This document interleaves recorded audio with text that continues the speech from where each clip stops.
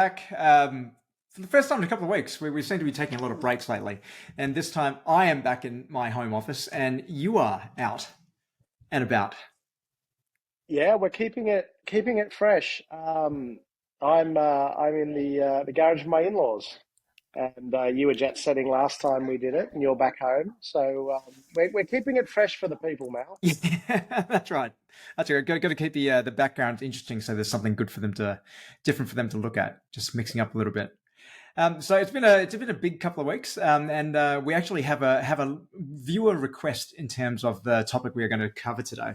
But this time of year, we are down to the end of financial year, everyone's favorite time of year. Hopefully, everyone's EOFS sales have gone well, and you're actually going to be finishing them on end of financial year, and they don't drag into like July sales. It's been a bit of a mixed bag. I feel. I think there's some retailers who've done quite well for this period, but the word on the street, whether it be some of the bigger retailers, I know that from speaking with some colleagues at the likes of Harvey Norman, JB Hi-Fi, and the good guys, that they have experienced a significantly quieter period than other years. Your take? That's unsurprising, I think. Going back to just the climate we're in, high interest rates, and those interest rates are high to get us to spend less, and we are spending less. Um, so I guess that's unsurprising. There are still retailers that I think are going pretty well. As you say, June 30 today, so happy early New Year. Um, and so it's funny, I didn't get personally as excited around June 30 sales because I feel like they're on every month now. And I do think there's some like desensitivity to sales now. My daughter's gonna, my daughter's gonna join. So I think that they've lost their I think that I think that they've lost their special feeling, I guess, because everybody's on sale over the last 3 or 4 months. Some brands are going on sale every 2 months. So I think June sales used to be a lot more special, and I'm typically seeing not the huge numbers Mm. that you usually get, with the exception of, I would say, Who is Elijah, the perfume brand I've been working with, had a great promo, protected their margins well, and hit just off their first $300,000 day this month. So they did beautifully well, but also worth noting that they don't go on sale much. Mm. So that's the key. That when they finally did go on sale, it wasn't a huge deal. People just jumped on it. So I Mm. think too much discounting going on generally, Yeah, Matt. yeah. I think a couple of other clients who we work with, Keisha, sleepwear brand, doing it in a year sale, in the financial year sale, but for very good reasons. They're doing it to clear stock so they can get ready for next financial year. So all the old slow moving styles, they're just looking to clear that out, get that out of there, and actually using sales for the right purpose, which we talk about a lot. So rather than doing a site wide 40% off or something like that, actually strategically using sales to move slow moving stock. Funny, they actually saw a retailer the other day who still had a Click Frenzy banner on their site. And I was like, oh, Click Frenzy that was A like while ago. May or April. I can't even remember anymore. And they Well, still hang had it on. on there. Is he or she just a really early, really good planner for the next one in August. October? Yeah, yeah, yeah. I think August. there's one. I can't remember. I can't keep up. I can't keep up. Which actually brings us to the viewer question. So we had a viewer actually ask us. I'm not going to name her because I don't know if she actually wants us to name her. Who raised the fact that Click Frenzy have actually brought forward their major event. So the Click Frenzy main event, which is normally around November, so right before Black Friday, they've brought it all the way forward to October 24th, I see, which is incredibly early to be kicking off because even though people may not officially participate in Click Frenzy, they still do their XYZ Frenzy sale. And then soon after that, Green Friday, Peter Koudouris, who's ex Click Frenzy, his green sustainability sale, retail initiative, that's happening in early November, I believe, followed by Black Friday Actual, which is still an end of November. So it very much seems that we're gonna go into this period of having, like, it feels like from mid-October through the entirety of November, and then into the Christmas season of December, and then the doldrums of January, when everyone's going to be doing anything they can to get any sort of revenue, that we could potentially be looking at a period of 4 months of consecutive promo. We'll be looking at 12 months soon. It has been pretty much feels like 12 months. So we're just rolling from one promo to another. This whole year for many retailers just feels like they're just constantly on sale. Yeah, and that's because people are holding too much inventory. And that's because the inventory is a drug, and people think they need more and more and more. And I say you need less and less and less. But I think it's an interesting one. Click Frenzy is in my opinion, too close to Black Friday. Now, I don't mind the idea of separating it from like a commercial point of view for them. There's just too much noise, and you've got to seriously believe that a month, 6 weeks out from cyber, consumers must be saving their money, right? They know what's coming. So I don't know if it's a bad idea. Like, yeah, okay. So now it does extends the discounting period for retailers.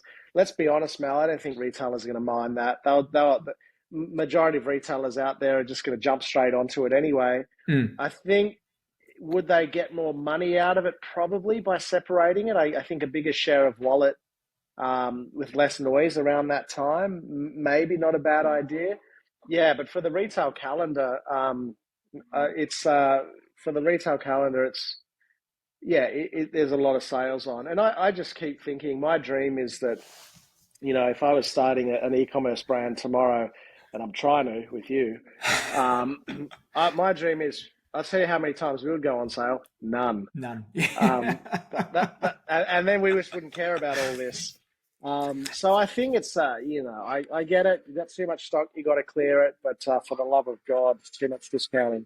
I don't think we're making a rod as an industry. We're also making a rod for our own back as well, because we're now, like, we always talk about training customers to only buy from us and sell. And as an entire retail sector, this is what we're doing, by just saying, hey, we're on sale all the time. So what happens when we're off sale? That lull post sale is going to be harder and harder for us to get out of, because consumers are now being 100% trained just to wait until something's on discount. It's bad enough that, with Google Shopping and things like that, they're already looking for the lowest common denominator, who's selling that widget at the lowest possible price. But now they're also then looking for who's doing a promo. So rather than buying things when they need it, they'll just wait. So, and then when we do the sales, we're going to have to go bigger and deeper to try to attract more revenue, which then cuts further into the margins, but also brings more revenue forward as well. So the sales, which we would have got organically through maybe December, January, February, we're just getting that earlier. I remember last year, a lot of retailers were saying that they had mammoth Novembers, but terrible Decembers. And all I think that happened was that they just brought those sales forward because they went super deep. They went super deep on Black Friday because we trained everyone that Black Friday is going to be the biggest sale of the year, although every retailer now says this is our biggest sale of the year. And they do that biggest sale of the year. So everyone knows that if I'm going to buy this product, I might as well buy it then, and then no one buys in December now. That's a great point. And think about this. We train our customers to wait till we're on sale, and they do. And think about those brands that don't go on sale. They train their customers in the reverse. They train their customers that we're going to drop a product and you might miss out. And what's the behavior where we are, what's that, Pavlovian conditioning or whatever? Yeah. But Pavlov's the next moment is, oh, that brand's dropping again. I'm going to purchase really quickly because I don't want to miss out. As opposed to, oh, that brand's going to go on sale any moment now. I'm going to wait. So they're the two ways that we can condition our customers. I hope you can't hear this not at all. It's dead silent over there. Is it really? Oh, okay. But I think the other challenge, Mal, is if you're selling products that are everywhere else, if you're selling products that are on Amazon, if you're selling products that are, you've got to go on sale to get a portion of the sale. Like, if everyone else has got your product or similar, and it's got no moat around it, as you say, you got to go on sale.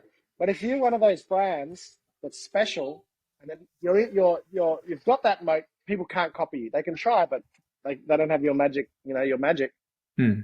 you don't need to go on sale because people will wait for your product. Mm. So it comes down to like not being lazy with your product and your brand as well. And this is why I'm not into drop shipping. I'm not into selling commodity. I'm not into that. That's boring.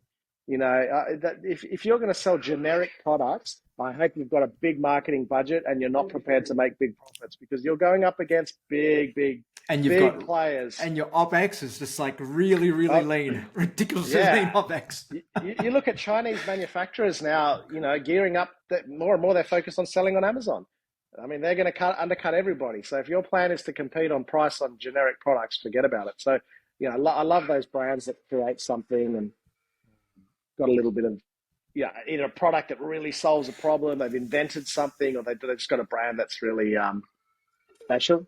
And I think a lot of it just comes back down to when you're building your product, when you're building your retail business, to really think about what that strategy is. Like, how are you going to differentiate in market? How are you going to grow?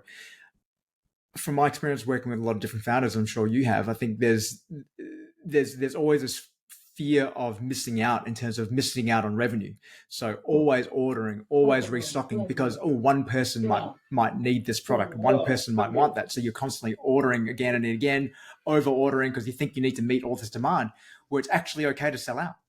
It's actually okay to sell out. And when I hear people who are buying specifically for Black Friday, like they need to stock up for Black Friday to then discount it at 50%, it always makes me think, why? Why are you deliberately buying things to sell at a discount? Might as well just give it Yeah. away. Yeah, it's interesting, isn't it? And those companies that need the revenue and they focus on essentially often what's happening is they're spending too much each month to run their business. And so they need that to break even. They need $1 million a month, 800,000 to make a small profit. But the good businesses make profit on slow months and they're absolutely cruising. They're cruising. They're just ticking away, making their 20% on a low month. And then they kick into gear to go on sale when their balance sheet tells them to go on sale. But if you're relying on like the back end of the year to bring the profit home, that's high risk, right? Like let's just say lightning strikes and Cyber Week disappears. What have you got left? What are you left with? Mm. So I just think it's not cutting the mustard. And the litmus test is how you're doing in January and February, not November and December. Yeah, I think if your financial plan revolves around doing 40% of your rev in 1 month, I would revisit that financial plan. I've seen some of those before. Yeah, definitely. And look, some are seasonal and that's different, but just like getting by so that we can then go on sale for 40%, it's not my idea of fun. Yeah. So the TLDR for this is I hear that, we're both advocating for the same thing, which is we've got to slow down. I think as a sector, we just need to slow down and eventually we're going to need to rip the Band-Aid off. And for me, the earlier we do it, the better. The earlier we can train consumers again to buy at full RRP, the better for us as a whole. And some of it may mean taking a bit of a hit and slowing things down for a little bit. And it's almost like we need to deliberately just cool everything down, just like how the RBA is trying to cool down the economy. We almost need to cool down retail and just accept the fact that, hey, do you know what? As a sector, we're going to have like a period of slowness, of lower rev, but that's for long-term gain because we're just going to rip the Band-Aid off, accept the fact we're going to go on full price. Consumers will relearn. They'll adapt because they'll still need those things. And in 3-6 months, they'll be happy to pay for them at full price again. Yeah, and I think, obviously this is easy for us to say to retailers, but, some actual ways that you can implement this, order less, right? If you order less, but you sell out, you will be in an infinitely better cash flow position than if you over order and don't sell out. I can promise you that. So keep your cash high. So therefore you don't need to go on sale because you've got the cash. So that's really getting the ordering right is part of what's stopping you the need to go on sale. And I think the other thing is if you're one of those brands that needs to discount to get your sales, rethink your product. If you're a small business owner that's just starting out, shut your shop for 3 months. Go back to the drawing board, find that right product. If you're a bigger business, reinvent your product strategy in FY24. What can you drop? Do you increase the frequency of your drops? Do you order less stock, but do it more often? Go wider with your breadth. Do you actually engage a product engineer and design a product rather than just import a product? Mm. So I think these are all the things that you can do so that you're stopping discounting, but for good reason. So discounting's lazy. Back to the drawing board. Product, all that good stuff. And on that note, Paul, I'm going to leave you to it. You have a great weekend with the family. Yeah, you too, Mal. Chat to you. Chat to you in 5 Yeah, minutes. about half an hour. Yeah. All right. See All you. right, see you, Mal.